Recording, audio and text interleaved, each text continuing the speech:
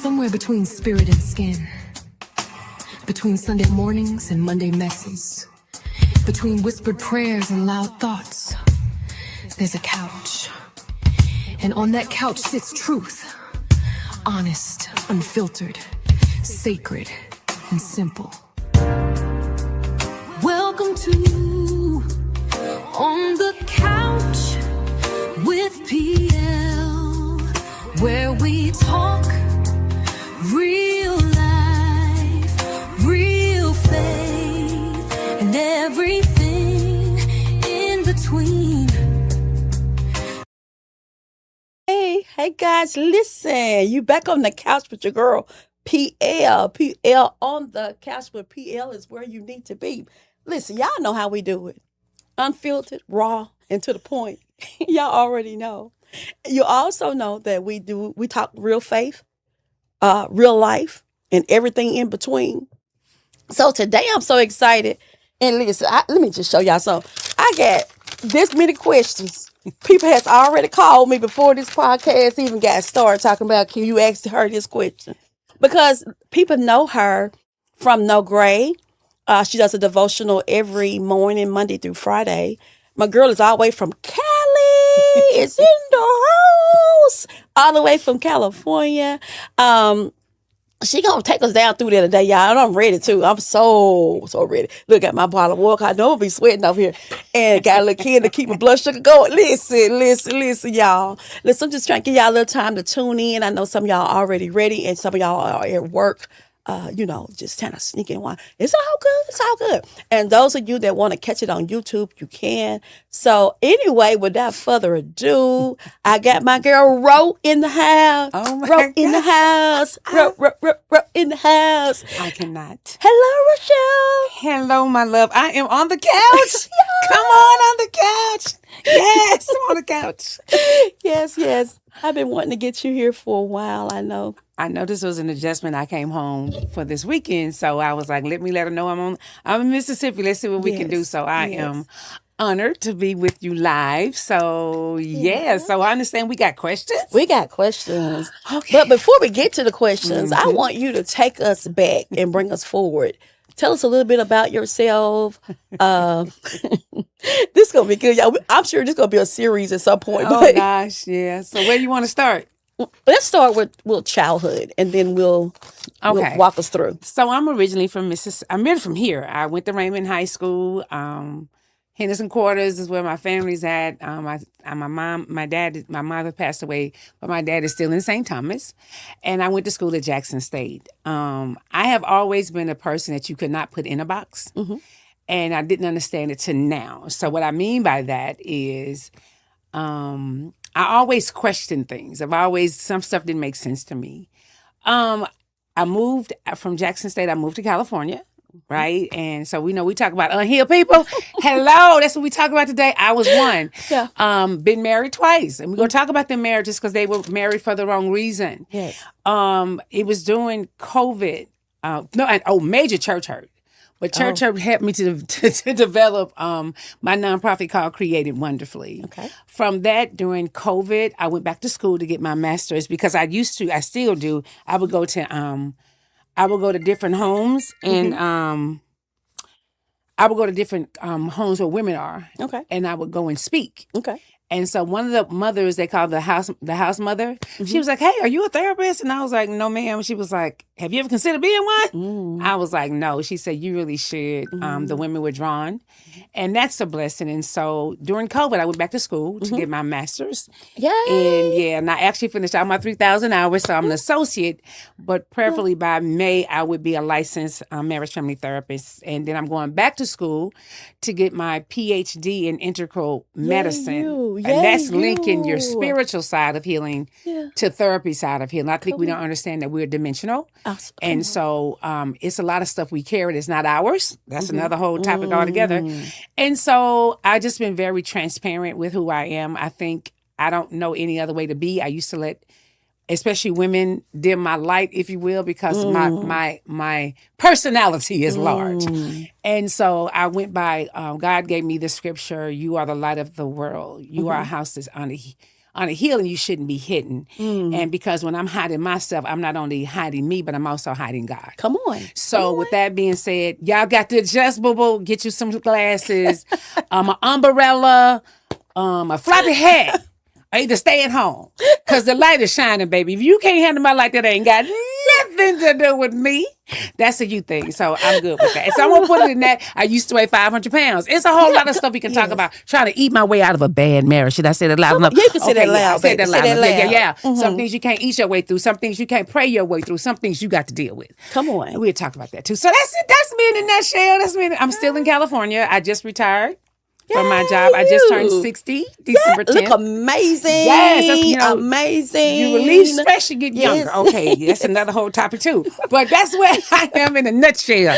Okay, let's Love it. Love it. Love it. Love it. Love it. Okay, so we're gonna start with I think one of the questions How on did the you pick list the says unhealed person. I saw what you wrote. I saw it. yes, Okay. unhealed people hurt people, and But unhealed people hurt themselves first. oh, before come they on. can hurt anybody. Let's talk about that for just a sec. Let's talk about that for a sec. Yeah. You can't help but to hurt them because you are hurting, right? So, of course, you're going to cause pain to someone else because you are in pain. Now, you may not know you are in pain, but the truth of the matter is, as long as you are unhealed, you have no peace. Yeah. So when you have no peace, you have no stability. Because when you are unhealed, your anxieties are higher, but you have a lot of shame that you carry out. I was talking about that this week. Absolutely. And so it's no way that an unhealed person cannot hurt other people because they're hurting themselves first. You can't give to somebody else what you don't give yourself. Come on. Yeah. Come if that on. makes sense. That makes a lot of sense. Okay. A lot of sense. Yeah, it does. Yeah, it does. I'm sorry. I'm sorry. I'm not distracted. It's somebody just inbox. They got questions tonight today. Hey, this is live, so I'm It's here live, for it. so, I yeah. ain't got no but time on my hands. Yes. Okay, so let me get back to the paper. Okay. The first question was, it says, "Healed people see your hurt. A healed person sees Yes. the other person's hurt, Correct. and when you're broken, and that person refuses to be healed, or you at risk for connecting." You're at risk from being drained. And this is what I mean. As much as you want to, I can't love you more than you love you. And sometimes you got to take a back seat because you end up getting frustrated. You end up, it's like I can see my girlfriend in pain, right? And say she in a bad relationship, and I see it. I can't be losing sleep when I call you, you sleep. Oh, that's my time. I can't lose sleep over your life. But when I call you, you sleeping. So that means you're not stressing over your life because you're good. So you definitely can get frustrated. You can get disappointed, and you can get hurt because that person isn't just ready. And it doesn't matter what you do or what you say. Let me look dead into the camera. Until that person is ready, there is nothing you can do. You can't shame them into it. You can't talk them into it. Just leave them alone. And that's going to be a choice that they're going to have to make themselves. Wow. And especially when it comes to your family. Absolutely. For sure. So in a relationship aspect, dude meets girl already broken from last relationship. How much of a risk is he in? Well, this is a problem. This is what I see all the time, especially when it comes to men and women. You can do that vice versa. Okay. Because we think that we can save them. We can show them what real love looks like. And Come on. And then you end up getting hurt. But then you also end up getting mad. But then you end up being mad at them. But the truth of the matter is that you're mad with yourself. So a lot of men think it's their responsibility to show her. I can show her what a good man is. I can get her to change her mind. And then you could be wasting some years. And now you're frustrated, but now you out here vomiting on folks. Oh, come on. Come on. So this is the other part of this. A healed person, and this is, I know people are not going to want to hear what I'm about to say. The person that you said, Alice, they are not really healed either because they're trying to save somebody. So hear what I'm saying. I hear what you. That person is also broken. Come on. And even women do this. For instance, if he shows you his potential. Come on. and she shows him the potential, right? But they never reached the potential. But you saw that potential and negated everything else that they were, That's good. right? That's Maya Angelou is what I tell my clients. When a person shows you who they are the first time, good. believe them. So what ends up happening is a lot of time for us women say, this is my first marriage. Come on. Okay? We were two broken people together. Come on. Talk about it. Like God told me, so we gonna talk about hurting. God told me not to, God, because God know his daughter. So I don't know how God come to y'all, but God know he got a little thug at over here. So I'm Peter Rick. So God was like, hey, don't marry him. I was like, you know, wasn't nobody in the room but us. It was like I was like, who he talking to though? It was 2 weeks. This is people pleasing me too. I was the first granddaughter to get married. Mom and dad bought their tickets. Family flying in. Yes. Can't get no money back. So you know I did what church girls do. Come on. I'm going to pray and ask the Lord to change him. Come on, change him. Come on, change him. You know you do that. Some of y'all with him right now and mad at God, right? But I married him and because I thought that I could show him what loves look like. But the truth of the matter is, I was like, if I could fix him, then there's nothing wrong with me. Yeah. This is after the fact, right? And I didn't know my own worth. Come on. It's a lot of layers to this. And so, Alice, what ended up happening is I saw his brokenness, but by me seeing his brokenness, it stopped me from seeing mine. And that's why I said if I could fix him, then there's really nothing wrong with me. Absolutely. In the end. And so like for any man or woman that's trying to save a person or trying to show them what love is, you really don't know what love is either. Sorry. Because you don't love yourself. You're pointing, this is what I hear. You get people now, been with people for years, right? And now you're mad. And now you want to say all women ain't, I was a good man and she wouldn't listen. She wasn't listening before. She just didn't get this way. She's been this way. She's been this way. But you thought you had the oomph Come on. to change her mind. And when you couldn't change your mind, not all women, because I hear it all over these internet streets, not all women are bad. Women don't know good men. No, you don't know a good man because you're not one, because a good man is not going to hit his own piece. Come on. You see what I'm saying? So in a sense, whenever you're trying to save someone, ask yourself why. What does that mean about you? And that's the issue with a lot of us, Alice. We don't want to, I tell this to people all the time. I say, there's nothing wrong with them. You always you're the other person in the equation. So if he's all these things broken, why you stay so long? Come on. It's good to look at them, but looking at this. But if you are a quote unquote good person and you already see all these flaws beforehand, y'all look over red flags all the time. You see all of this, then you get married. And now you mad? But if that person does not see their own brokenness, you can't love them into it. So Come on. to the men, it doesn't matter how much you tell that woman you love her.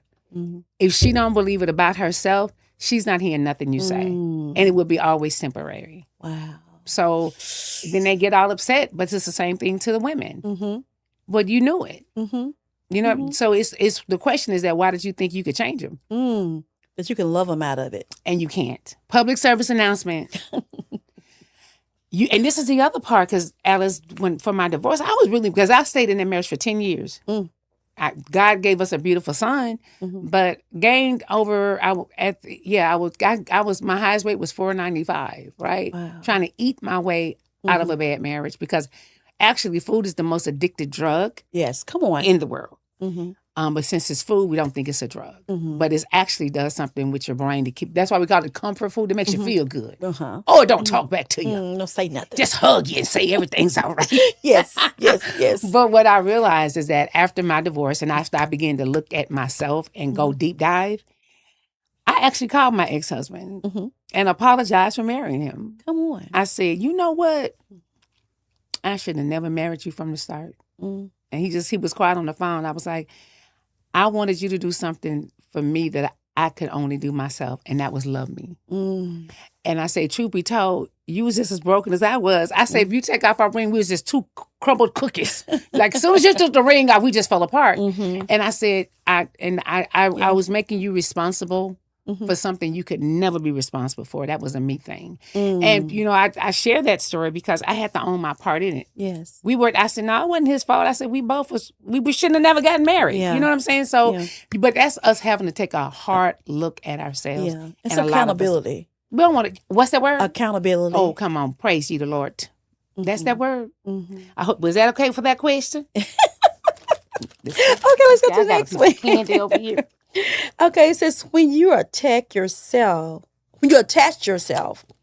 to a broken and unhealed person, well, it's basically saying the same thing. It's at risk that you're making a covenant with that person. Is you made that covenant, and you, especially if you're in church, it just doesn't look good to divorce. Oh, well, let me tell y'all something. Let me tell you. Help me, Holy Ghost. Okay. This is what I've realized. A lot of church folk use one particular scripture to hold people to the fire. Now, I'm not telling nobody to get a divorce, but God had to share this with me. What God has put together, let no man put asunder. Because I was mad at God. Oh, me and God had word. I said, you saved all my other friends' ratchet husbands. I was mad. I was like, I prayed about you to save mine. And God, this is the thing, Alice. God said to me, I told you no. But you did it anyway. I give you something called free will.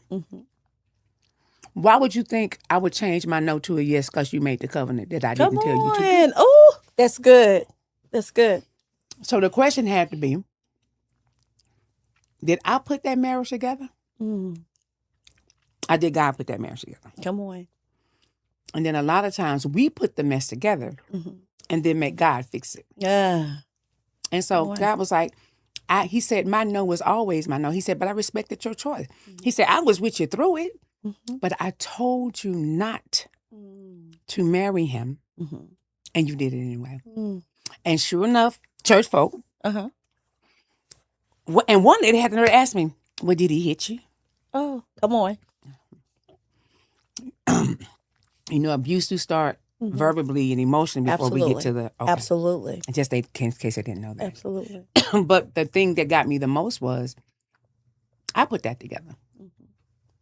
Because I said, God, go fix them. Because God, this is what God told me. See, I told you, God was like, you thought you could pray your way, sing your way, tithe your way, speak in tongue your way. Come on. Hit them all. To make fast your way, to make my no become a yes. But my no is still a no. He said, So the majority of us, yes. no, we shouldn't be with these people. And we're miserable. Because that's And not they're a miserable. Yes, ma'am. Oh, yeah. And I don't want to admit it. This ain't got nothing to do with the church. They just don't want to. They don't want to acknowledge that God, that is not a marriage made by God. Any marriage that God put together is still together. Come on. It's a lot of marriages that's not together because God didn't put them together. Biological clocks is ticking. Because some of us are infatuated with marriage, but not come on. being a wife. Come on. So- Ooh, let's talk about that for just a second. Same way with husbands. Let's talk about the being a wife and the being a Yeah. husband thing. Let's, We because you know what, to me, and this is all seriousness, social media is destroying relationships and destroying marriages because y'all see stuff that y'all think is real and it's not. Y'all listen to all these podcasts. Girl, I'm glad you got a good one. But I listen to enough of them, and what I hear, because my ears are differently, I hear nothing but painful people venting Come and on. vexing. Come on. And they can draw other people that's venting and vexing with them. So a lot of women think this is what for men and women of this day and age, they are married single. Because Whoa. nothing is together. Whoa. Their accounts are not together. I pay this, you pay that. Oh, yeah. There is no one. No. I said, y'all are just single. Well, y'all just could have lived together. That's the case because they have no unity in the family. So It's not the same. And then you wonder why and this is, I tell people, I say, you can look at the rich people. They got money and their marriages are dissolving. Why? Because they are still living in a single mindset. Mindset. That's it. That mindset. Yes, ma'am. So a lot of us are not ready. Like, I don't think they know what marriage is. Like, they really think, I be telling this to my black, I said, I don't know why y'all, we can have a soft life. I said, y'all tell me where y'all grew up that our mothers did not work. Come on. Or you work, but don't give any of your money to the house.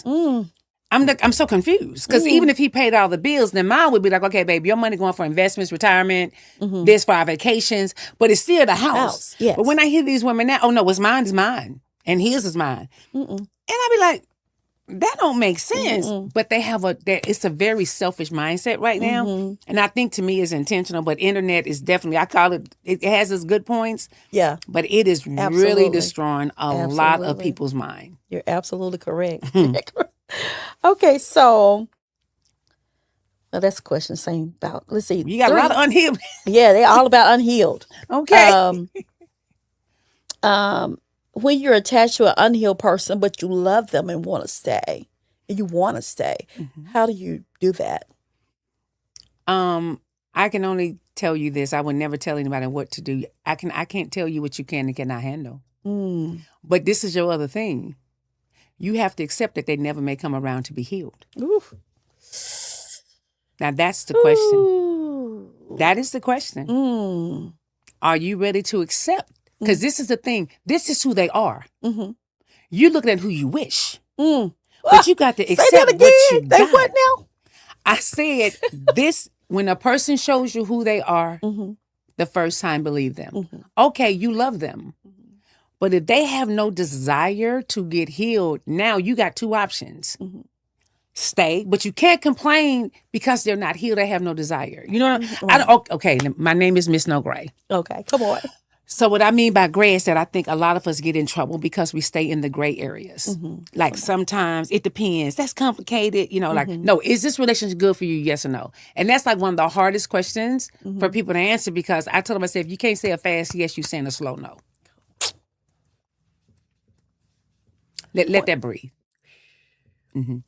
If you choose to stay, but you can't complain about the unhealedness because that's who that person is. Does that make sense? That makes a lot of sense. You cannot continually tell this person they know they're not healed. Hello? But you chose to be with them. So now you're mad because the potential that you thought you saw has never came to play. And this is who you have. And that's for either man or woman. You really cannot get mad at them because I guarantee you they was unhealed when you got with them. Come on. So if you stay, go for it. But you may have to accept that they may never choose to get healed. Yeah, absolutely. I guess it's kind of tie into this question. Said healing is your responsibility. It is. Oh yeah, and it's also to the ladies in the space that may be married or may not be married, and to the men also, but mainly to the women. It is not his responsibility to make you happy.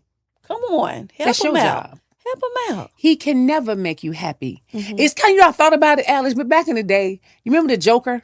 Yes. So the king is upset. And they hired the Joker to come in to make the king laugh. And if the Joker didn't make the king laugh, the king would have him killed. Ooh, Jesus. Yes, I remember that. You remember that? Yes. The more I said, do you understand? He's making me responsible to making him laugh. Right. Whew, that's a hard thing.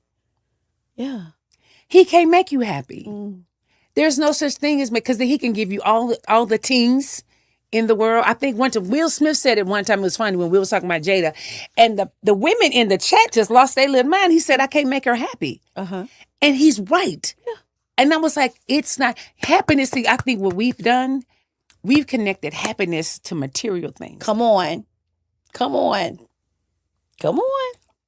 So when those women were talking about, you got all this money, you can make her no. See, that's what I'm saying. We're so materialistic right now. That's why you got people right now with the best houses, the best cars, the best clothes, and are miserable on the inside. Yeah. And so when you're looking for someone to make you happy, no, that's your responsibility. And I don't have a lot of miserable friends because I don't deal with them. Come on. Like this, I don't. You know why? My piece is right here. Can you see? Let me do it on the side. Okay. And right here. if you gonna bring my peace down, oh, you got to go. I don't Okay, give a come damn on. who you are. Come on. It doesn't matter. You know why? I've Yeah. worked so hard. It's not me Yeah. being. I am selfish on this part. What I Yeah. mean by is, I can go for Alex. I'll give you an example. You having a situation. I'm listening to you. I'm gonna let you get it out. Mm-hmm. Then my next. Okay, what we gonna do? Mm-hmm. I said, I'm the friend. That solution. If you can't come talk to me every day about this, every other, you cannot. I'm gonna be like, okay, when you ready to do something about it, give me a call. Right, But about right. me sitting here listening to you complain, I'm not that girl. So I'm be like, I'm not that friend. I'm your friend to say, listen, I let you get it out. It's been a couple of weeks now, and you still harboring on this, and you still upset. Okay, so what we gonna do? Because if we not gonna do nothing, don't call me no more. Call your other friends that's gonna listen to this foolishness. If you want some help, if you want some, let's come on. Let's come up with some answers. So I'm not that friend. I guard my peace. I've earned it. You know what I'm Absolutely. saying? Absolutely. And so I earned it by doing the work. It is not by any chance that I'm bougie. I'm not. But I also know how not to spend my energy with people who don't want to change. Right. You listen. What the happened?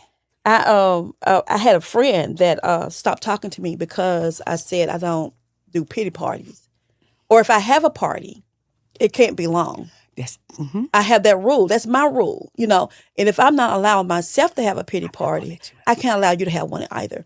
You can have it for a little while, and we're gonna, like you said, we're gonna air it. We're gonna talk about it. We're gonna pray about it. May even fast about it.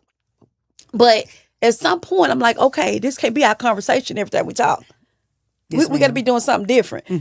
So when you get ready to change, when you get ready to make a difference, when you stick a bump in your head, then we can move to the next thing.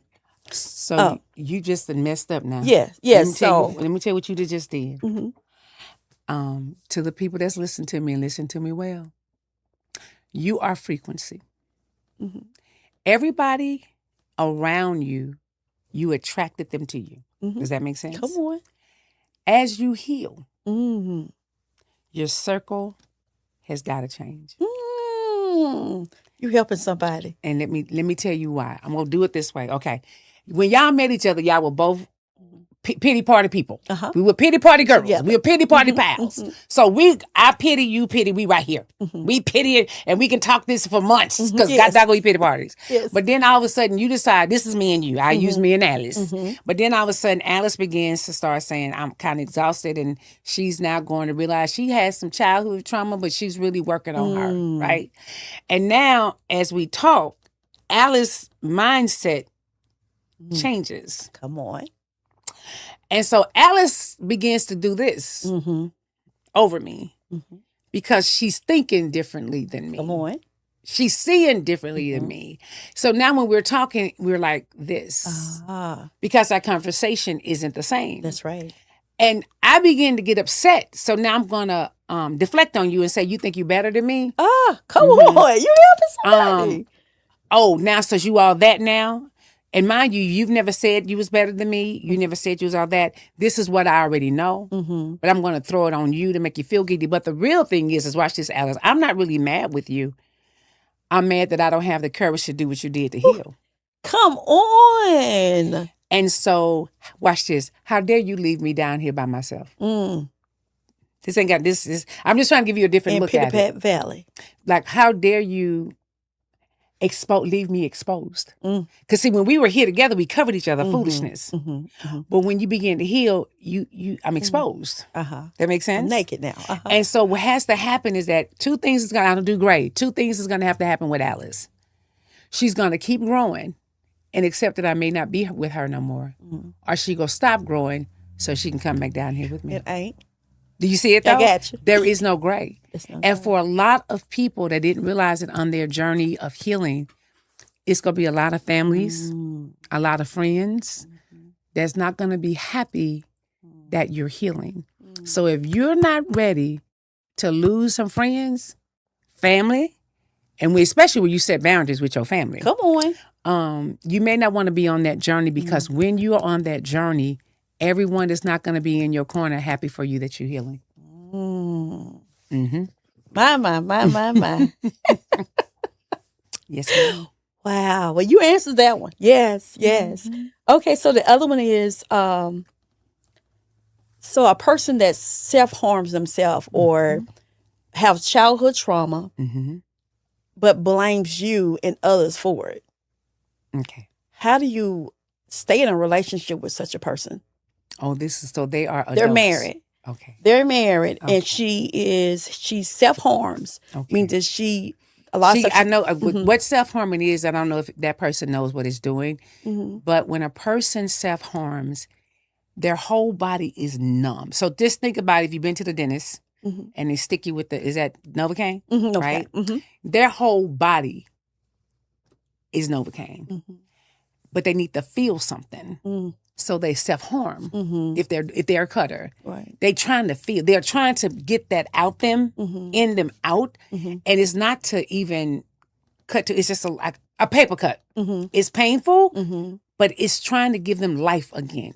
Even under the painful part because they've been they've been numb for so long. And so sometimes it's like, I just need to feel, right? And so that's what self-harm is, really them trying to get that out, but they don't know how. So that's just one thing about self-harm.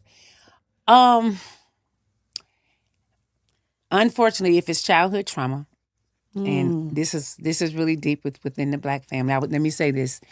Our parents are the first people to love us, but they're also the first people to traumatize us. Come on. Yeah. Come on.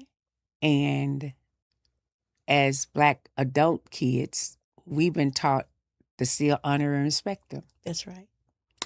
And that's not biblical either. That's another whole, because the Bible also says, Father, provoke not your children to anger. We never go to part No, B. come on. Come on. And when they say fathers, it meant mamas too. That's Okay. right. So we don't ever talk about that part. And some people should have never been parents. Okay, that's another whole story. Okay. But when it comes to Yes. this person, and I want to say this to the person, and hear me well, I'm going to look into this camera. Okay. You are the tree to your childhood. So many people believe that since it happened to us when we were children, that we can just get over it. It's in the roots. And until she heals from that, it is absolutely nothing can be done. And if she's blaming you, I don't know what her relationship with her dad could be like. And if she can't cuss him out, you may be the surrogate person that she's taking it out on. Does that make sense? That makes sense. That makes sense. And so I can only tell you these things again. And see, this is my issue with, okay, help me, Lord. And especially if she's in church. Yeah. Come on. There are some things we can't pray our way out of. The Bible says faith without works is dead. And I think I've said this. If God didn't take his cross from the son, if he didn't take the cross from his son, why is he going to take your childhood trauma away from you? That, if I'm not mistaken, Jesus was like, hey, Daddy, I don't want to do, when he was in the garden, what did he say? I'll remove this cup. Because he knew that he was about to experience a pain that he could not understand until he went through it. Absolutely. But this is what God said. Jesus had some power before the cross, but he had all power after the cross. Absolutely. But he had to go through a temporary pain to get to his purpose. That's good. And so a lot of us in church, and if she's in church, she's probably been praying, fasting, speaking in tongues, dancing, trying to pray this away. And chances are she's mad at God too. Because God hasn't taken it away. And I give my clients a prayer, Lord, hold my hand while I heal. Come on. I may fall in the mud, but roll with me and help me back up. Come on. And so she's probably mad because she don't want to deal with it, but until she deals with it, she's never going to be healed. And by her blaming you, and I don't know how long they've been married, chances are he can be depressed. He's walking on eggshells because he don't know which version of his wife he's going to get. Wow. And then if you leave, then you feel guilty because everybody want to say you mean, but they don't know what you've been experiencing in that house. Come on. Come on. Especially if she has no, it'll be, this is what I tell people, it'll be different if y'all are working together Mm-hmm. and wanting to get healed. Right. Come on. It's another thing when you have no desire and you think you can pray your way through this. Because y'all pastors, I told this one pastor, I need you to stop. You are not a therapist. God did not call you to be a therapist like he didn't call me to be a pastor. Okay. I need you to stay in your lane. Stay in your line. Because I think I saw you one time. Some stuff y'all be talking about is a demon, is a whole depression because you don't know what they done Right. been through, right? Mhm. And so, but it's really up to him and how much he can take. But if she has no desire to heal, I don't have an answer for you on that. If she's in therapy or whatever she's in, and she's working through it, that's one thing. But if she's like making you the villain in her Mhm. childhood, that's another. Wow. Wow. Whew. Mm-hmm. So this other one is, I think you touched on it too. In so many words, it's how do one heal without vomiting or cutting or bleeding on someone else? You don't have to bleed on people. You vomit is when you're not healing. Mm. What I mean that, for instance, a lot of us are definitely vomiting on everyone, right? It's when you come to realization. So as you begin your journey, listen, I started my healing without therapy. Let me just say that. When I started my therapy, there were no black therapists. I don't look it, but I'm 60. Only thing I had was a Yana Van Zandt books. I lie to you not. She had one called The Value in the Valley. That book had me so pissed off. I was reading the chapter, Alice, and I just threw it in the corner. I was like, no, she didn't. I called her every and sat there for like 2 weeks. That book sat there in that corner. I was like, I'm not touching that book again, right? And so it's the most challenging part of healing is having grace for you. And so many of us, we can forgive everybody else but us. And I am amazed how we can just forgive. And this or they'll say this, Alice, I should have known better. So here I go, well, who taught you? Since you should have known better at your 20s in all these ages, or even if you was a child, who gave you these beautiful skills that you said you should have? And majority of people, the answer is nobody. Right? But we look at the people that hurt us as if it was our fault that we were hurt. Because chances are, and this is what I say to everybody, I'm not going to deny, look, I got childhood trauma. Memories have came forth to me about some things that happened to me as a child. My dad, which I love him to death, I had father issues because he was old school. And what I mean by that, my dad was taught to be a provider. And he worked 3 jobs. Listen, self-made plumber, taught himself how to weld, worked 3 jobs. So he was a provider. But the other parts of understanding men I didn't have. So I went off to college. We didn't have these conversations. You know what I'm saying? I think he thought my mom was going to have them, but she didn't have them conversations because her mama didn't have them conversation with her. Yeah, it's like a... You see what I'm saying? So I was left out there confused, even though if I didn't know nothing else, I knew he had to work. That's all I knew he had to do. Because my dad put that other side to my mom, but I really didn't connect all these dots until my mom passed away when I began to understand her story. Because everybody has a story. Absolutely. And I've always said that before she's my mom, she's a woman first. Absolutely. Right? And I think this is for any mothers or dads out there.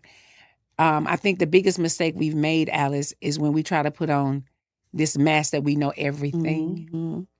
And we super people. Come on. And so I told my son, I said, no, I'm Rochelle, who happens to be your mother. I'm not your mom, Rochelle. You see the difference? See the difference. When he puts mom, then mom's super. She got all the answers. She know everything. She's great. And then I go trying to, I don't. Yeah.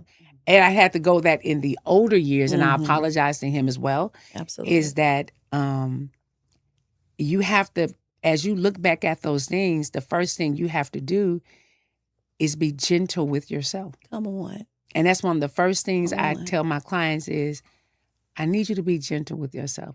And this is what's going to be interesting for the man with the wife, and this is deep, Alice, is that little, even though we be thinking if our parents forgive us, like they say, we think that's going to have the answers, but it's not. That little girl is not my daughter. Come on. And I got to love her back to health. It's some spaces my mother and father could never go to. I have to do it. Come on. And so for a lot of y'all, if y'all want some books, because I know everybody can't afford therapy. I'm not, I know that. But if you want to do the work, I definitely have some tools for you. And also, I do this for free. And I give the link to Alice. Absolutely. You first got to know what your attachment style is. Come on. And that happens to you when you was a kid. Mm-hmm. But it help you understand why you move as an adult. You don't do anything by happenstance. Everything is done by your tree, by your roots. Come on. If you want to take the attachment style, and we can do a Zoom after the fact, Absolutely. I'd be more than happy to send the link to you, and we can schedule an appointment that we can just get on Zoom, and I'm not, because I don't know you. Right. But I'm going to tell you some things about you, and it's coming. Everything is from your childhood. Hello, people. Your childhood matters. Right. That matters. I'm Right, sorry, but absolutely. it does. So I would love to do that. But once you begin to understand why you move the way you move, you can begin to make the necessary changes. Because we really think we are adults, and because we said all the time as black people, that happened to you was a kid. You need to get over it. I roll my eyes at people every time I hear them say I can't that. stand to hear people say, Don't- wait, how can you limit when I need to get over it? But they don't even know what that is. Right. But the thing is that I'm looking at right now people in their 50s and 60s. And when I listen to them talk, I can tell where they stuck. Mm. Have you ever heard grown people arguing, you swear there's two kids? Absolutely. Hello? If you Absolutely. close your eyes, you was like, they sound like some teen. That's where they're stuck. At the teenagehood. I hear differently when I listen to people talking, or when they want, like if you shut them, no, you gotta listen to me, because kids should be seen and not Heard. Come on. Yeah. So now that little person in there, all my life I had to fight. Yes. To fight my mama. So they like, they're fighting all the time, right? Because absolutely. no, you gonna hear me. So, but I laugh about it, but that's what it is. Yeah. Yeah. Oh, wow. Mm-hmm. Okay, this other one's a little deep. He says, this one gentleman says, his wife was molested as a child. Mm-hmm. And so there are areas in their marriage that that is off guard.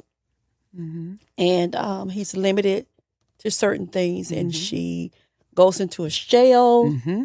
That's because he's touching the little girl. Come on. Let's And talk the about it. reason I can say that, because I can talk about it because I'm healed from it.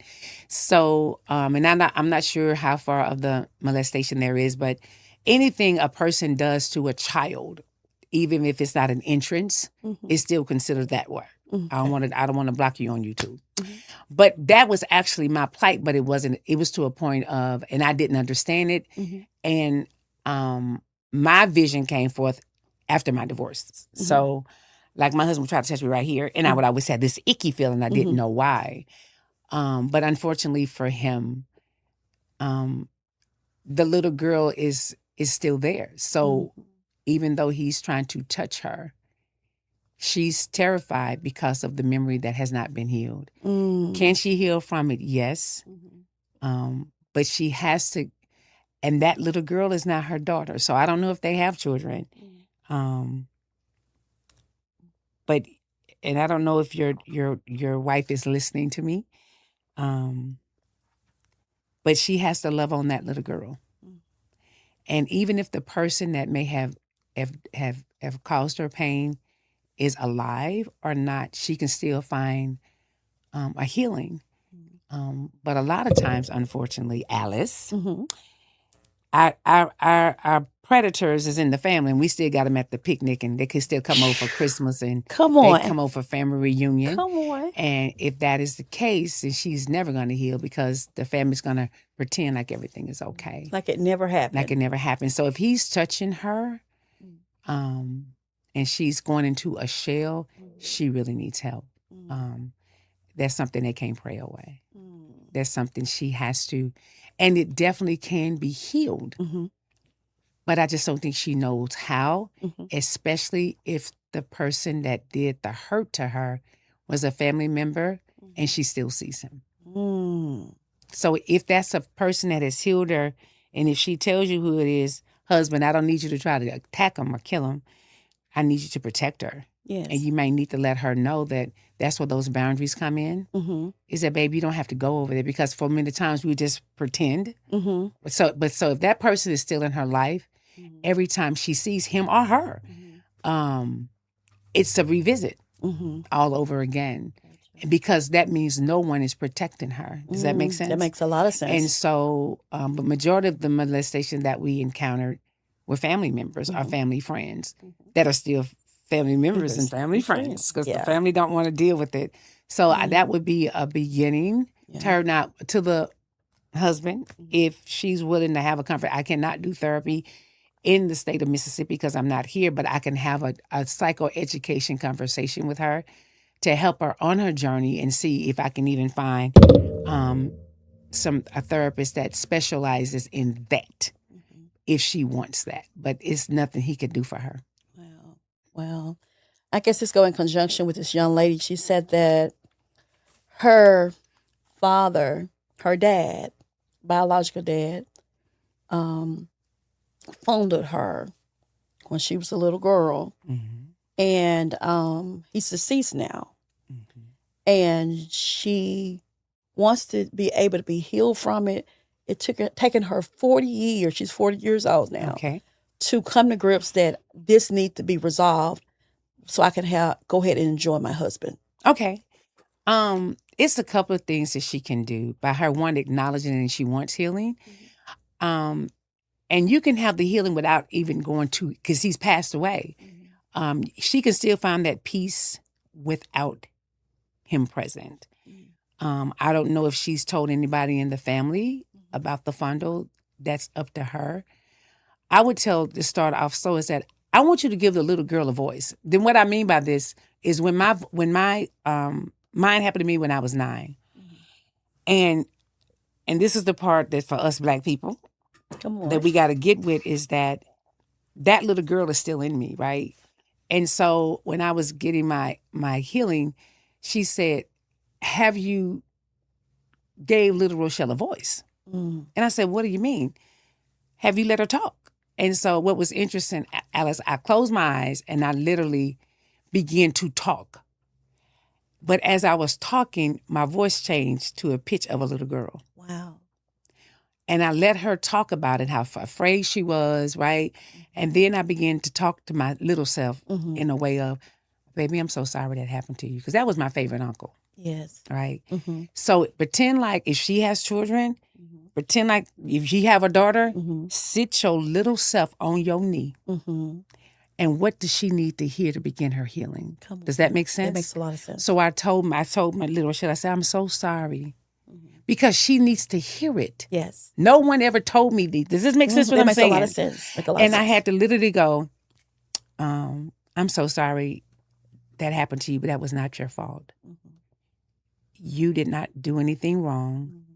He took advantage of you because he had the power to. And I said, but you don't, watch this, but you don't have to. This is the part that she hasn't told the little girl. I told myself, you don't have to fight no more. Come on. I got you.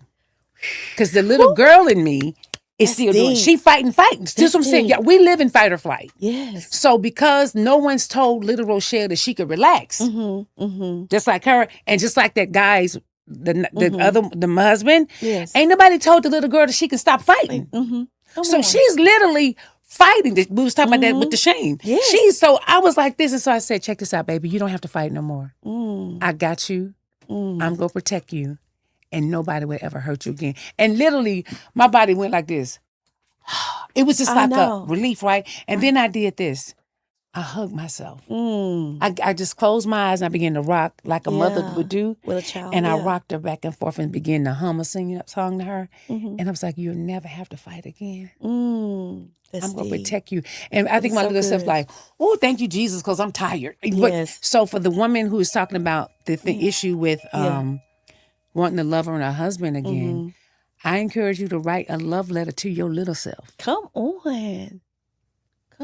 And release it. To have you need to write it because you need to get the energy out of your body. You need to say it and burn it and say, I am now free from that. But you need to let your little self know that she does not have to fight anymore then I'm going to protect you. Yes. And once she knows she's safe, yes. she'll begin to do, y'all will begin to, right now they're this. Mm-hmm. Once you begin to say, I'm safe, it's literally the little girl and you becoming. As one. That is so good. And it's, you know what, what I realized, Alice, once, like when I did that day, I literally felt her release it. And it doesn't take a lot, but you have to trust your subconscious mind come on. because that's where the memory is. Yeah. But so I had to, when I did her that love letter and I cried, I let her cry because she was scared. Yes. I said, baby, I know you're scared. I said, and while she was crying, I was rubbing. I was holding. Yeah. And I let her cry it out. But I told her, you don't have to do this by yourself anymore. I got you. Wow. Wow, that is so good. That is so good. So good. Listen, woo, goodness. Look, audience. Oh my God, this is so good. The other one is this person went through some traumatization with a coarse childhood. Her family was always the underdogs. And so now she feels like she has something to prove. And she's been trying to prove herself, but she's exhausted. I was going to say, are you tired yet, baby girl? She's exhausted because she's been trying to prove herself to whom? I don't know. No, she proves herself to everybody. Yes. And she's also proven herself to herself. And I think we as Black people, we really trying to prove it. When I hear Black people say, like when they go into a store and they don't want us in there, but we go flash out our card to show them. I'm like, what you showing them though? You giving your money to people that don't even like you. But because of the trauma of not being enough, we're trying to prove that we are enough. So for her, you first have to realize that you are enough. Come on. That's your biggest thing. Come on. So she's fighting, again, all my life I had to fight. Yeah.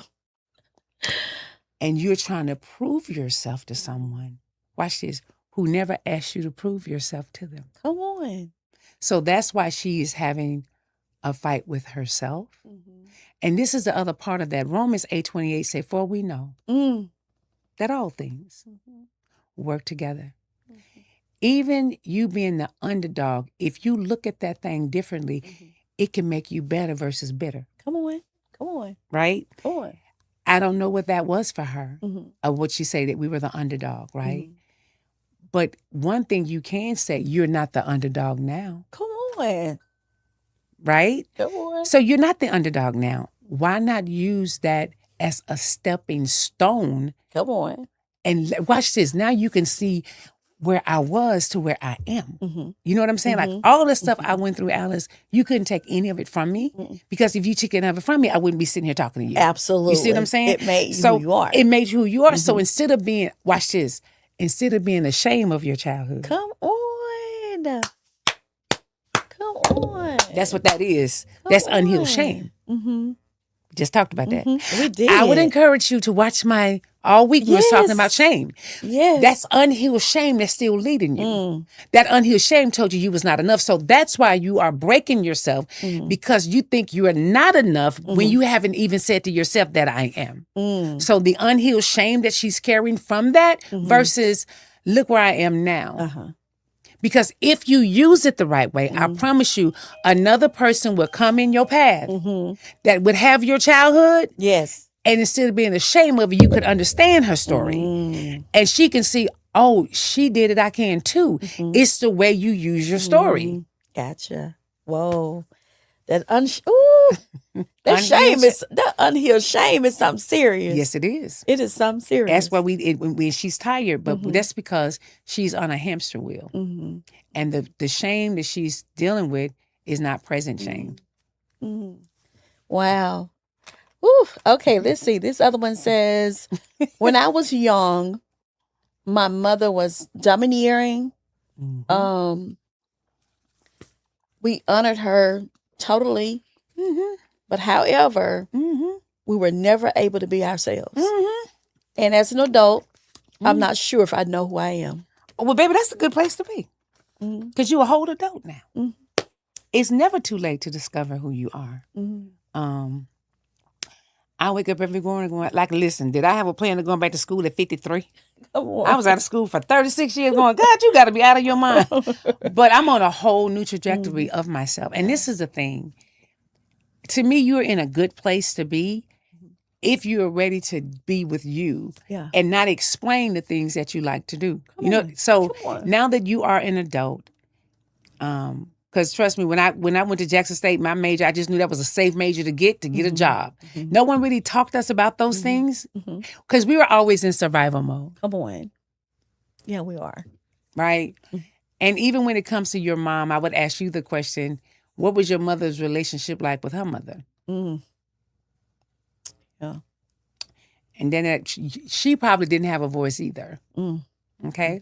But you have a new day to discover unapologetically, and let me look at that, and you don't have to explain it to nobody because you grown. Cause you grow.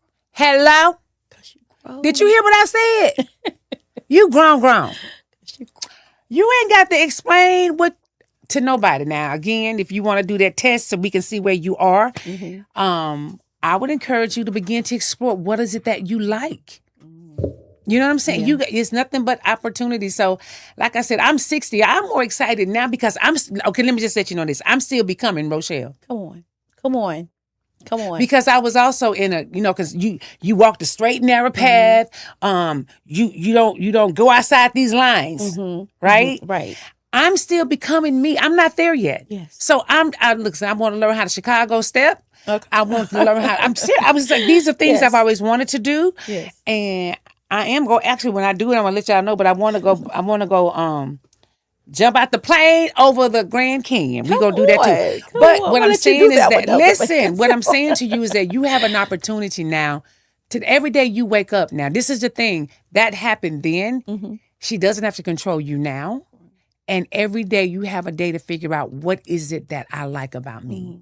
So to me, you're on like a scavenger hunt, Yeah. if you will, to find out the things that you like. So as long as every day you wake up, you got another day to try to get Absolutely. it right. Always. Absolutely. Did you think you'd be doing this? No. Did you think you'd be doing No. the fashion? No. Hello? Not in a million years. Hear me, because definitely couldn't. You can't do that. Right. No. And you did it. You see what I'm saying? Absolutely. So if Against you all want to look odds. about all off limits. You know what I'm saying? So you have a chance now to just discover who you are. Now, if you need some help or some books for that, I can help you out with that. But it's just you becoming you. I'm still becoming Rochelle.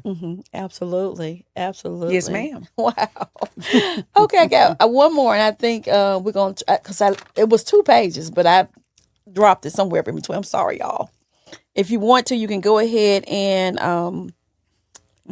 DM me if you want to ask a question, or you can go in the chat and ask a question, and we'll answer it to the best of our ability here today. Well, I will, but she knows, baby, because she the therapist. It's good to be having some therapy friends, baby. Yes. Anyway, this young lady says that she quotes a scripture first. She says, a real woman, according to the Bible, builds her house, and a foolish woman tears it down. Okay. I am guilty of tearing down my house. When I'm stressed, I am mean. Okay.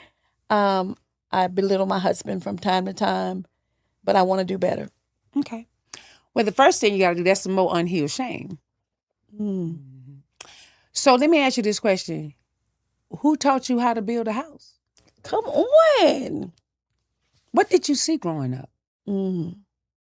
I always have to ask these questions. Come on. Because she's like, I did this. I mean, who did you hear talk to men that way? It just didn't, until we understand, Alice. Come on. Beloved, you did not get that way as an adult.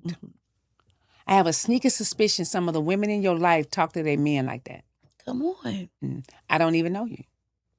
You have to break the pattern. But this is the other part. When you say, I'm mean, I'm stressed. Who taught you how to handle stress? Stress is the number one killer. Yes. Who gave you skills and coping skills? And this is what I tell women all the time. Married or not married, but they're mothers. The woman is the heartbeat of the house. Yes.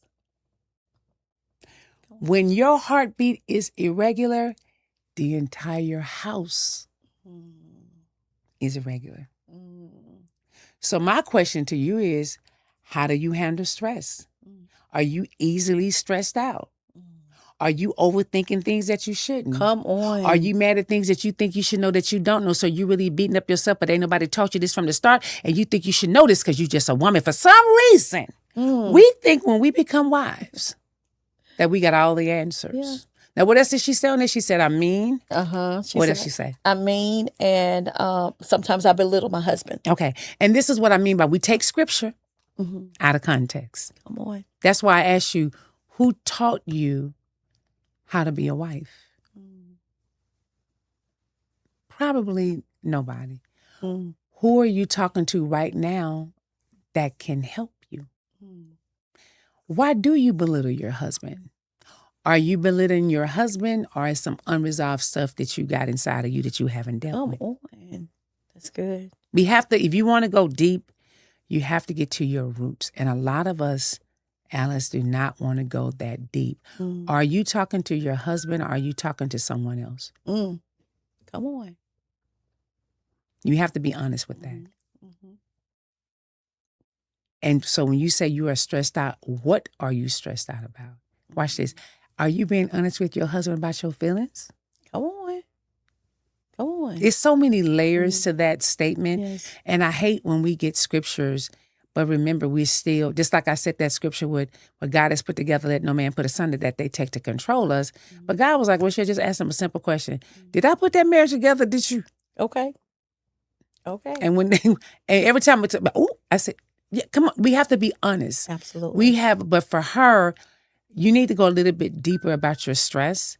But even this, what's your definition of a wife? Yeah. And what's his definition of a husband? It's so Yes. many layers to what she's saying. But I would offer to her to look within. And you can't be tearing down a house that you never knew how to build. Come on. That's good. Okay. That's good. Mm-hmm. Ooh, that's real good. My. Okay, this is the last one. Yes, ma'am. And that's because I just got it. My wife says that I am no good to her because I can't provide to her the things that she needs. I love her, been with her since high school, and I've been just sticking it out and staying with her. Okay, now. That's a lot, especially if they've been together since high school. It's layers to that question. How long has she been saying that statement that she doesn't provide? Is it a true statement? Is she asking you to do everything and she keep her check? It's so many layers to this Yeah, I got question you. that I can't just go off of that without Yeah. asking other questions. When she look at you, is there resentment in her eyes? When you say you want to stick it out, what does that look like for you? And can you stick it out with what she's saying to you? Was she like this before while y'all were recording? Yeah, come on. Come on. And did y'all think it'd change? But what happened is something happened from there. I don't know how old they are, so I don't know how many years we're talking. Did he just text that to you? So if he can answer any of them questions, if he's still on there. But my question, for instance, if he's like 40, if they've been together 20 years, has it always been this way? Because I'm telling you now, ever since the internet came up on here, a lot of women losing their God-blasted mind because what it is, you think is more opportunities out there, and then you realize that it's not. I'm not gonna be here to take up for women. I think some of y'all are stupid because you're really looking at all this stuff on these internet streets that's not real, and going out there. Hey, you know what I'm saying? But for him, is that when is she belittling you? Is that making you a worse of a person because of her belittling of you? And that is also, people don't understand, it starts with verbal abuse. It does. Verbal abuse is, to me, is is way harder than Yes. I mean, the hit is a hit, but the verbal stays in your brain Absolutely. forever. So it's just layers to that Yes, it question is. that I couldn't but I'm just throwing things out there. Mhm. Especially since I don't know how long they've been together and how long she's been saying that. And what does that look like? Are you providing there's not enough for her, but what is it that she need? Because she could be going through something that has nothing to do with him. It's just so many layers to that, Alice, that I couldn't give him a straight answer. But it just gave him some things to think about. These men are on here today. Listen, he says, my wife is going through perimenopause. Yes, Lord. What you want to know? Yeah. Pray for me. Yes, God. Is she hot one day and cold? Listen, go ahead on. Is that his own question? That's all he said. Pray for me. Well, I can tell you this. I'm done. Hallelujah. But my friends are suffering, and you may, even though right now is wintertime, she may have to just get you an extra blanket on the side because the flashes is real. I would even tell you, out of all seriousness, is to kind of look it up because it's something. I think for women, what I've learned is that what makes it so hard, Alice, watch this. Girl, this is a word. We are trying to fight something that has to happen naturally. Come on. So instead of fighting menopause, we need to walk into it. Does that make sense? What I'm saying? That makes a lot of And sense. so the reason we are having this hard time is because we need to just go with menopause instead of trying to fight menopause because we're going to lose the battle. Yeah. Right? And she will have brain fog. And she may get emotional. And the bad part about it is, ain't nothing we can kind of do about it because it's natural. It is certain teas that we can drink that will help. But it is, I would tell you to even, if you got Miss ChatGPT or just Google about menopause, and menopause can be different for Black women than it is for white women. Right. But it is a part of our lives that, because I'm seeing women with 2 fans on. Yes, I'm They one be, of 'em. oh my, I don't have it. But my heart goes out because I can tell you this, what it's like, sir. It's like a furnace is right here in the center of her belly. And all of a sudden, she just might break out and start sweating, and then she may be cold the next time around. Yeah. It will pass, but I did. One of my elders, my friend, she said, "Stop trying to fight menopause and accept it." Accept it. Gotcha. But I'll be praying for you though. It says, please pray. That is so cute. Hey, but she can still get pregnant, so you may want to do something. But don't do Be it. Don't very do careful. it. Be very careful. Be very careful. I rode around here at 60 and pregnant. I saw that later. I was like, did she say she was 61? And having a what? Okay, so yeah. It's possible. Just because she pararing does not mean she can't get pregnant. So It's possible. Okay, continue. Okay, this is the last one. I'm not gonna take it anymore. But they texted me. That's why I mean, I'm literally, good. not If chatting. she They good, I'm texted. with it. I'm good with you. Good. What you got? He says, We got a lot of brothers. these brothers are waiting on you, weren't they? What's the name? Come on, bros. Oh my gosh. He says that his wife. He wants to start to say that he loves his wife and that he adores her. However, he feels detached from her most of the time because of her attitude. She has a really bad attitude. The attitude didn't just start. Okay, that was my next question. Continue. She's always They had an been attitude. It's just getting progressively worse. So I feel somewhat detached. What am I supposed to say to that? I don't know. Wait, sir, you answered your own question. Yeah. Okay, see, here come the thug. I ain't telling you what to do, but this is what I mean. To the people that ain't married yet, listen to what I'm saying. I was going to ask them, how long has she been this way? Okay, let me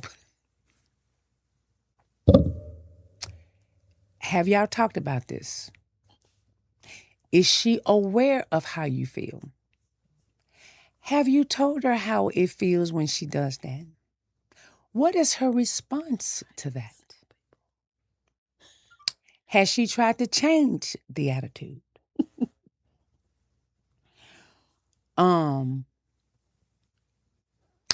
When you told her how you felt, did she care? I mean, I'm just throwing questions out here now, Alice. Does that make sense? Yes, sir. If she has no desire to change, Can you accept how she is? Because she's been this way for a really long time. So now you just have to ask yourself the questions. Does your feelings matter? You need to be honest with your wife. I think there's a communication problem. Does that make sense? That makes sense. And so you do have to. I'm just throwing questions out there because I don't know if he's told her how she felt because she's been that way and he accepted it. You know what I'm saying? Mm-hmm. But if it's now a problem, is she willing to change? That's a good question. But I think her meanness ain't got nothing to do with you. Mm-mm. It's personal. It's personal. It's personal. Mm-hmm. Yeah. And she mean, but it ain't got nothing to do with you. But okay.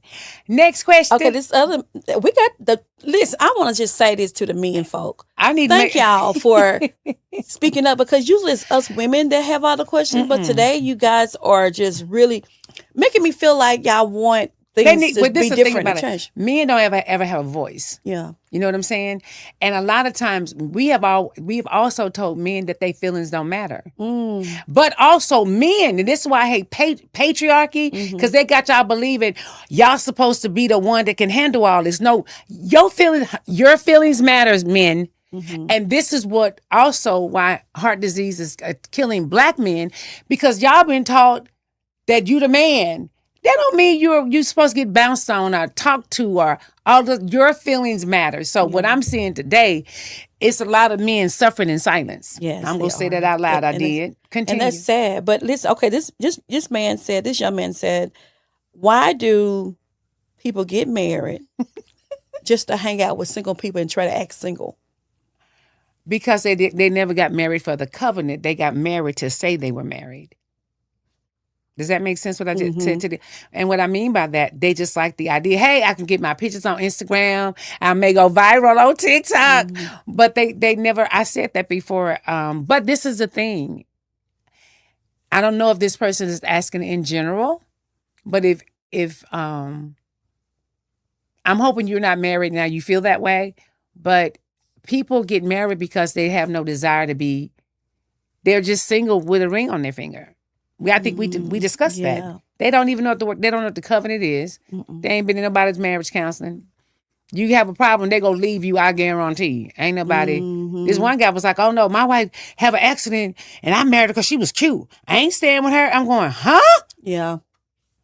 All they right, married for the wrong Viagra. reason. Okay. Okay. They married for the wrong reason. All the wrong. Yeah, they're not married for the reason of sanctity, for sure. Wow. Okay. This is a female. Okay. How do you know if trauma bonding with someone? When me and my spouse get together, we both just had gotten out of a bad relationship. Now I'm not seeing the potential I saw in the beginning. He's a good guy. Look. Okay. He's a good guy. Uh-huh. Things just don't seem the same. So this is what I can say to her. And this is a thing, so you can understand what trauma bonding was. And it appears to me, did y'all ever heal before y'all got into this relationship?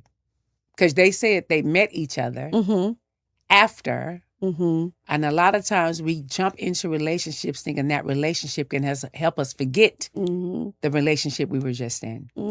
So the question would be, because you saw potential. That potential is something else, ain't it? Something else, isn't it? And it could be, for instance, being honest with both of you guys selves, is that, have y'all really healed? I don't care if you married. You jumped into a relationship unhealed. And chances are he's probably still unhealed. He may have trust issues that ain't got nothing to do with you. You may have some issues too that got nothing to do with him, but because y'all never healed from that, soon as he do something or soon as you do something, y'all connected to y'all past relationship, you have never healed. I hear women say it all the time, that's what my ex did. I'm not your ex. Right. Absolutely. And why are you comparing me to your ex? Because you haven't healed from the pain. I'm not talking about the person. I'm talking about the experience. Because now you making me captive on something I had nothing to do with. Have y'all had that honest conversation? Because she said he's a good guy. Yeah, she's a good guy. I think y'all need to have an open conversation. and ask those questions because it could be, for instance, even though y'all may be good for each other, because of the unhealedness is out in the back of your head going, don't trust this woman all the way. Mm-hmm. And you showing him everything right. Mm-hmm. But because he never healed from the other pain, it doesn't have nothing to do with the person. Yes. He could be afraid to let his guard down because you may hurt him the way. That makes sense. Yes, ma'am. It's not the person, it's the experience I'm talking about. That makes sense. Wow. That's what I be telling people all the time. Don't date. And just be single. I be screaming into the room because I said, a person cannot help you forget the other person. That's what we do. We jump into another relationship. We want to be on social media. Even though you done blocked him, you know he gonna be watching, so his friends gonna be watching. But you haven't healed from that experience. Yeah. And now you jumping right into something. And yes, it's a trauma bond. Why? Because your energy traumatized. You attract to you who you are, not who you wish. Come on. Say that again for those in the back. You attract to you who you are, not who you wish. So I always tell people, if you want to know how you're doing, check your circle. Check your circle. If they all messy, you messy. Yeah, you like it. Somewhere in your gut, you like that mess. Yeah. I hear men say all the time, I like a little, you can't get a little ratchet. She gonna be ratchet. Yeah, you gonna get it. I like a little sauce. Okay, hot sauce. Okay. She gonna bust your window out, but she's saucy. Okay, I'm back. Come on. Okay, one more gentleman. I know we gotta go, y'all. But listen, oh my God. Okay, he says, okay, this is my third marriage. We need to have a conversation. Call me. Okay, I'm sorry. This is my third marriage. And did he just text this? Yes. Okay. This is my third marriage. I thought this was the one. However, she has a jealousy spirit. So do you. And she's always thinking, I'm stepping outside the marriage, though I never given her the indication or never done anything to jeopardize our relationship. I think it's from her second marriage. I am. So y'all both been married 3 times. What the hell? Now let me tell you something, sir. I need to come. You know what I heard you say? You ain't put you in this equation yet. Do you realize that? And let me tell you something, sir. Because you text this, so I'm finna go straight for your jugular. Go for it. Were you the victim out of all of your marriages? Were you the one you did everything right? Because in that one you just said, read that again. I'm going to show you when to slow down. Okay. Let me go back because I jumped to another one. Come on. He says, I've been in I'm going to paraphrase so I get to it. Third marriage. Thought this was the one. I never gave any indication that I was unfaithful or done anything to them. But out of her second marriage, she been through some things, obviously. She unhealed too. She unhealed, but go ahead on. But she always thinking that I'm up to something. Okay. But for you to be married 3 times, sir, you got some problems. And if you're not seeing that you're the problem, that's a problem. It is no way you are been married that many times and you've been the victim. So now you are trying to save these women. You Captain Save a husband. Come on. No, I'm serious about this. Yes. I'm wondering, out of all your marriages, is that the same statement for all of them? I never did nothing wrong. They did it. No, I don't know how long you was married to these women, but it's no way, my king, that you are not a problem because this is your third marriage. Wow. Now, if you on live, text me how long y'all been married. Because until you see your part in these failed marriages, this marriage is going to fail too. Because I think in your mind, you don't think you did nothing wrong. And that's a problem. Whew, it's tight. Y'all keep tight. Did y'all meet while y'all was in these bad marriages? There's layers to this. Come on. Was this a distraction and now y'all together? How long was she separated from her husband before you came in here? Because if she told you she was broken and you married her anyway, because you thought you could be the one to show her what a good man look like. Come on. Come on. So now, why are you trying to save women? Because if they all been in bad relationships, Alice, does that make sense? What I'm That saying? makes sense to me. Makes sense to me. You are here to save them. That way you don't have to look at you. Wow. That's deep. Okay. That's deep. Okay. This one right here. Okay, y'all, this is going to be the last one. Y'all going to have to... They throwing me Y'all in. got to deal me. Because I don't know what my producer got to do today. Okay, we go. But listen. Okay, he says, this is a gentleman. When are people going to stop trying to fix people if they're not even healed themselves? And they're not public service announcement. They will always try to fix people so they won't have to heal themselves. I don't know if you was on early, but I said we have a tendency that if I can fix my partner, that means there's nothing wrong with me and I don't have to look at me. I give all my attention to my partner. It is really a swing-alum. Does that make sense? It's just... No, and we always have people to come. We're going to say we're people pleasers, but you're going to always have these people. You got men who think I know a guy who said, "Miss Rochelle, I just got to show her what a good man look like," and I was like, "That's not your job." And now you mad? I'm a good guy, and I was like, "No, but she wasn't. You wasn't a good guy for her, but you thought she showed you, but you thought she just need to see a good man." No, that's because you're not a good man. I know I want to hear that, but they're not, sir. Because that way they don't ever have to heal. Wow. So in other words, they will project your issues. Oh, yes, ma'am. To cover up theirs. Ding, ding, ding, ding, ding. Well, that goes along with this next question. He says, this gentleman says... The gentleman is gentleman. Listen. I'm liking it today. Oh, I'm serious. God. I ain't never had this much gentleman. Maybe I should do more daytime. Because the gentleman is... They listen and to I the daytime. just want... I'm not being funny, but I'm applauding y'all. Yeah. Because I'm a straight shooter. I'm your Peter Red Saint. Do y'all know who Peter was? Okay. He says every time he's trying to have a come to Jesus or an intimate conversation or adult conversation with his spouse, she always flips it as if he's attacking her or he's trying to belittle her. She never wants to have a real conversation. Well, it's called deflection, and she's very defensive. And she got some stuff she need to heal from.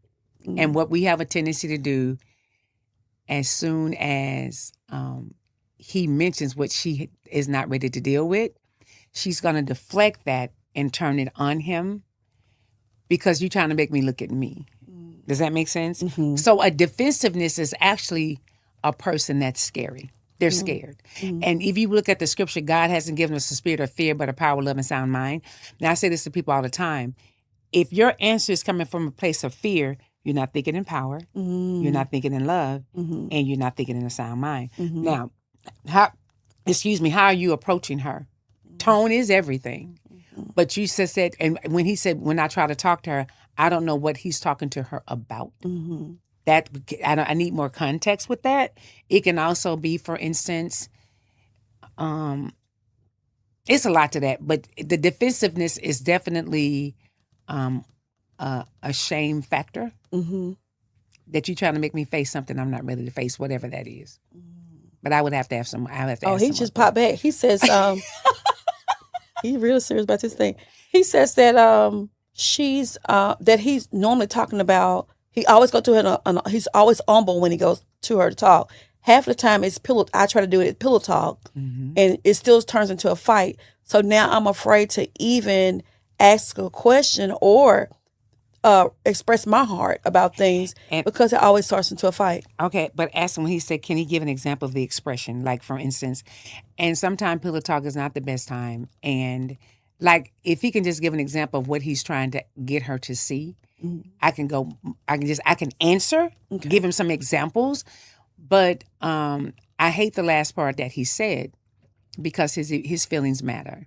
But we've taught men that their feelings don't matter. They said, man up. I don't know whatever that's supposed to mean. Yes. And I think that is a disservice because what he's doing to himself, he's breaking himself down for sure. Yeah. So he's back. Okay. He says, I wish I could go into more detail, but I know this is a live, and I think I'm going to probably DM you later.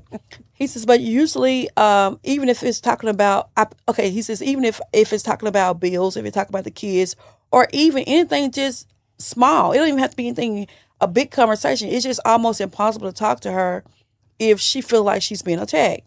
So he says, I've got to a point now where now I don't ask many questions. Honestly, I'm lonely. That's what my next question is going to be. So, yeah, she's definitely had something going on inside of that. Just so you know, sir, this has nothing to do with you,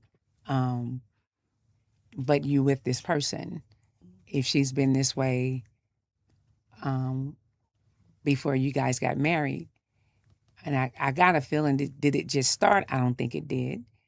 But if she has, no one can be, this is what I would tell people, no one can be that angry unless they that hurt. That's good. You don't be angry. Who hurt?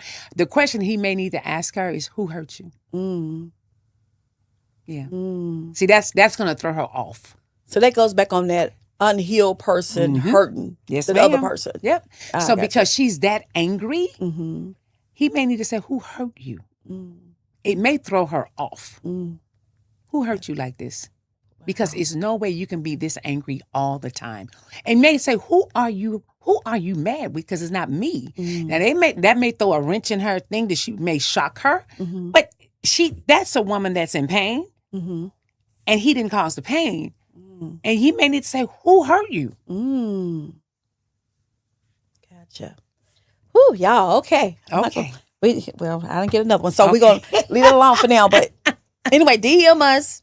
DM. The men came out tonight. Yeah, and I appreciate you men. Listen, you didn't do nothing wrong. You didn't do really nothing wrong. You didn't. I've never heard y'all express so much on this show, We got to on talk this offline. podcast. That means that there's a need, and you are suffering in silence, and we don't want you suffering in silence. You are the kings of our castles. You the one that are leading us, and we want you to be able to express, and you have a right to express. There's a show. I want to say a seminar that TD Jakes had, and I enjoyed it so much. I watched it. It was called He Motions. Yeah. So you have a right to have some emotions. You have a right to have a voice. You have a right to say what you need to say and be heard. Again, I think Miss Rochelle said it plainly. Is that it's in the spirit that you come in and how you approach. If you come aggressively, then you're going to get an aggressive answer. But if you come with a soft, I won't say a soft answer turns away wrath. Absolutely. But I think for the young man who just the last one, and not in a hard voice, say, who hurt you? I think that may throw a wrench in her. Because she's definitely hurting. Yeah. Wow. Okay, listen. Would you say a prayer for, or do a summarize, and then we're gonna get off. Okay. So, excuse me. Hurt people definitely hurt people because they are hurting themselves. So, and if you're one of those people that are hurting, I would challenge you to begin to face what the pain is. And this is going to help y'all, because remember we all talked about childhood. Okay, watch this. It has happened. It's not happening. Come on. Your little self survived it. Your grown self need to heal from it. Come on. So it has already happened. So that lets me know that little person in you is stronger than you realize because you're here. Has a resiliency and fighting spirit because you are here. Now, if that little person survived that without no adults around them, I know you can heal from it. Come on. Your little self did the hard work. Come on. Honor what your little self did, because thank your little self for surviving because I'm here. That's that love letter you want to write. I'm so glad you survived it, baby, because I'm here. You could have been worse. You could have unalived. There's so many things that could have happened to you, and you're here. That lets me know, instead of looking at that trauma, which is trauma, but if that little person found a way to survive it, Yes. you can heal from it. Absolutely. I'll leave it with that. Thank y'all for joining your girl PL on the couch. This was so good. Oh my God, this was so good. I'm so glad you came. And I got to get you back. Definitely get you back. I'll be back in May. Good. I'll I'm be gonna back see in if I May. can get Miss Jessica to come with you. Okay. I don't know if they'll be able to ready. I don't know if we're ready for two of y'all. But anyways, thank y'all for joining in today on my special broadcast at 1 p.m. But we'll be back next Tuesday at our normal time at 7 p.m. But listen, go ahead and share. Wow. Hit that share button and run on over to YouTube if you miss Facebook. Thank y'all. Wow. Somewhere between spirit and skin. Between Sunday mornings and Monday messes. Between whispered prayers and loud thoughts. There's a couch. And on that couch sits truth. Honest, unfiltered, sacred, and simple. Welcome to